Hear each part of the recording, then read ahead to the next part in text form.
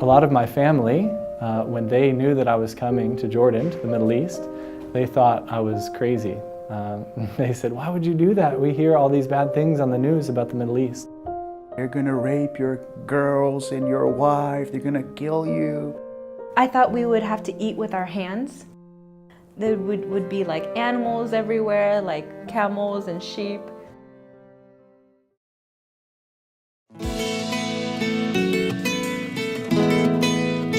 There's a difference in what you can see with your eyes and what you can see with your heart.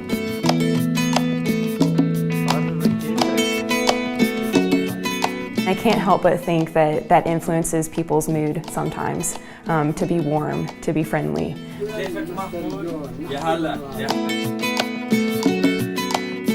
We have different methods of getting stories back to North America. Not so much doing a whole lot here as changing the perspective of people back there. The only thing that's more powerful than greed and hate is love.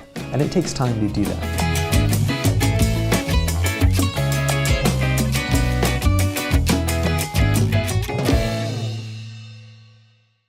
I think for me, this was for the most part a belief until after college I had the opportunity to work in Afghanistan. I saw with my own eyes the effects of Western imperialism and militarism, the US invasion of Afghanistan. I was working remotely for 4 or 5 years. And I think that really brought together for me the belief and practice, like the things that I believed, but then the things that I also saw with my own eyes. And so from that time forward, I've really had a desire to work to improve relations between the Middle East and the West. I was living in South Alabama and managing a writing center at a community college.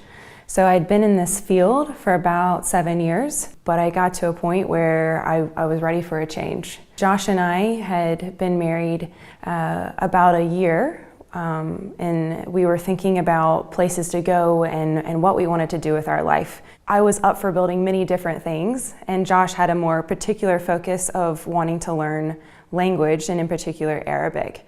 And so we started looking in the region and what places might be an option for us to live in semi-safety, so that really cut out a lot of countries. And so we started exploring Jordan. The first time I came here, I was just a tourist, and I was only here for 4 or 5 days. I did what a lot of tourists do. I went and saw Petra, I stayed in a hotel in the downtown, I walked around in the market, and it was really nice. I really enjoyed it, and I felt somehow that it was quite romantic. Then we kind of decided, I'm on. We wanted to just come, so we came.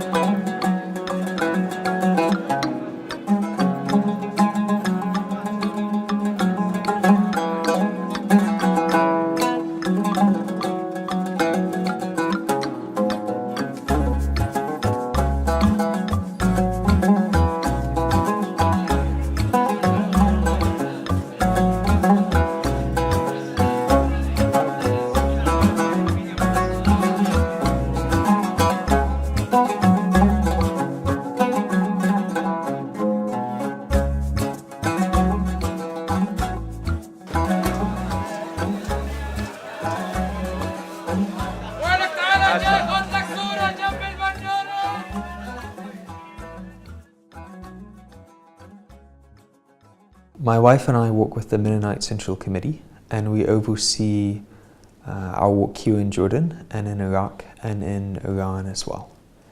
So the Mennonite Central Committee is a ministry of Anabaptist churches. It's a relief and development organization that works in about 50 countries to meet basic human needs. The Mennonite Central Committee has been registered here in Jordan since 1968, so we're one of the longest operating NGOs in Jordan. في كثير ناس بالأمريكا وبكندا هم بيدعمونا، بس ما عندهم كثير خبرة عن شرق الأوسط، ما عنده فكرة، وعشان هيك في جهل، ولما في جهل ناس بيفكروا غلط. وعشان هيك بالنسبة لنا في شيء مهم، يعني لازم نكون الجسر بينهم يعني اللي بيدعمونا بالأمريكا وكندا وبين الناس هون. One of my responsibilities is to deal with communication for all the projects that we do. And we have different methods of getting stories back to North America. The Mennonites are working to respond to the crisis in Syria and Iraq. In the region, we've programmed about $42 million since the beginning of the conflict in Syria. And in Jordan, a lot of that work is just direct relief. A lot of it's been winterization work with some of our local partners to provide cash assistance for winterization or to provide directly provide winterization items. When we first arrived, I couldn't speak any Arabic at all, but I would go in and try to say, you know, marhaba, kayf halak, and shway shway, I would say a little bit more, until it finally got to the point where I actually could have a relationship with him, and could have a conversation with him. مرحبا كيفك محمود؟ يا هلا بيك كيف شوقك؟ شو اخبارك؟ ان شاء الله داوم ان شاء الله.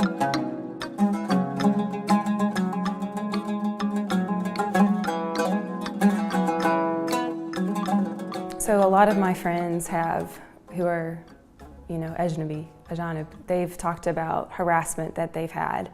And so a lot of times I make Josh come with me places and walk with me places, and he keeps telling me, can you not just go by yourself or go with a girlfriend? And so there was one time where I said, okay. So I wanted to go see a friend who lives out near 8th Circle. And I went out and I was gonna get a taxi. And I was up at Paris Circle looking for one. And so I sometimes I will not, if I'm alone, I don't like to get in taxis with younger men. I just feel like it's less safe and comfortable. And so it was a really busy time of the day, and I was really desperate, and it was getting later, so I ended up getting in a taxi with a young man. And so he hadn't started the meter, so I asked him to start the meter. Second taxi pulls up a few minutes later, and I hop in the car. The meter's not on. I ask him to turn on the meter. He doesn't turn on the meter, so I say, khalas. So I get out of the car. Third taxi, same day. I get in the car. The meter's not on. He doesn't turn on the meter, and I'm just like, what is my day? And I call Josh. I say, Josh, this is why I don't go out in taxis by myself. Right? This is the whole reason. It's a whole different experience when you're with a man, or maybe you are a man. Josh has many beautiful stories of lovely taxi drivers, and the times that I've gone out, I don't. So sorry, taxi driver men. It has not been that great of an experience with me. But for the most part, I just really try to avoid going anywhere alone, and I think it's a lot more helpful when I'm with people and groups.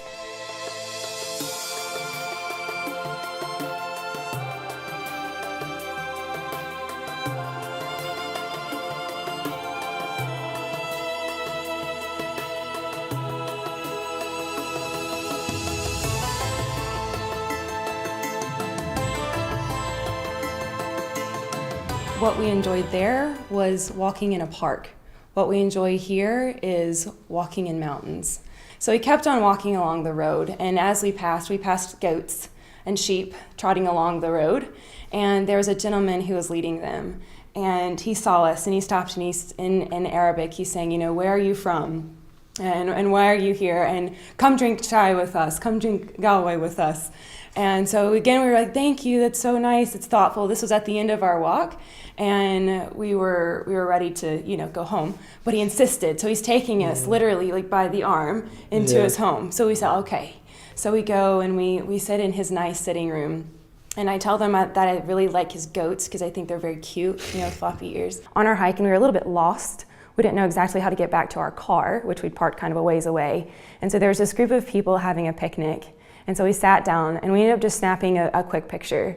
And I posted on Facebook later, I said, if I were to get lost in any country, I would choose Jordan. So one of my worst experiences was in Petra. What happened once was I was there with a group of friends, and one of the guides felt that I was trying to be a guide. So he was very angry about that. He felt like I was cutting into his business, and so he called the police and made it a big problem. And he wanted to lodge a complaint against me. The police were really polite, and هم ما كانوا يحكوا إنجليزي بس وكان لازم أحكي معهم بالعربي بس حكيت لهم إيدي بزنارك أنا ما بدي أروح على السجن ساعدني and they talked the guide into dropping the complaint. So it took a long time. It probably took like 2 hours, 3 hours, but in the end, everything was okay. كل ناس كان محترمين كثير. And in the end, this is what I love about Jordan, the way that maybe there's a problem and people can be a little bit quick to get angry, but they can also be quick to forgive. So in the end, the guide who wanted to lodge a complaint against me with the police, he was the one who gave me a ride in his pickup truck back to where the bus was, so I didn't have to walk. People from my area of the United States, I think some of them absolutely know what it's like to be in the Middle East, no more than the desert and the hot sun. But still there are some who imagine people riding camels and living in tents. So one thing I deliberately try to do is post things on Facebook that challenge that limited picture of what it means to live in the Middle East. Sometimes that means, I have a friend, Adel, and he is part of a book club here in Amman.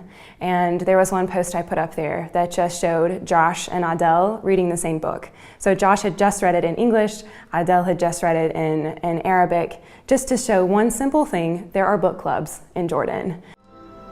هلا أنا بطبخ الشوربة عدس كان زاكي كتير أو زاكي كتير. The recipe is from a friend who lives in Iraq, and when Josh and I were visiting, he made this really great soup, and so I would like to share this with my friends tonight. I like a lot of Jordanian food. I do like maglube. That would probably be my preferred food. I also like falafel a lot. I like matabbe.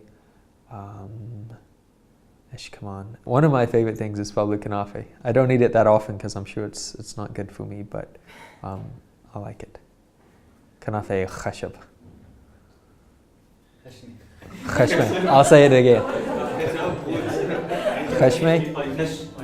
Khashne. Okay. I feel like I've really enjoyed living here in Jordan because of the people that are here. They're so friendly. And I think maybe people in America don't know that about Arabs. They don't know about the hospitality in the culture. The biggest question people ask me when I go back to the US is they say, "Aren't you scared to live in Jordan?" And of course I say, no, I'm not scared at all. I feel very safe all the time in Jordan. Sometimes even more safe than I would feel going around in parts of the US. Yeah, the people here are very community oriented, so that's kind of the way that that's my culture. Except for Americans are more individualistic, but Koreans were very community oriented as well, so it's kind of similar to here.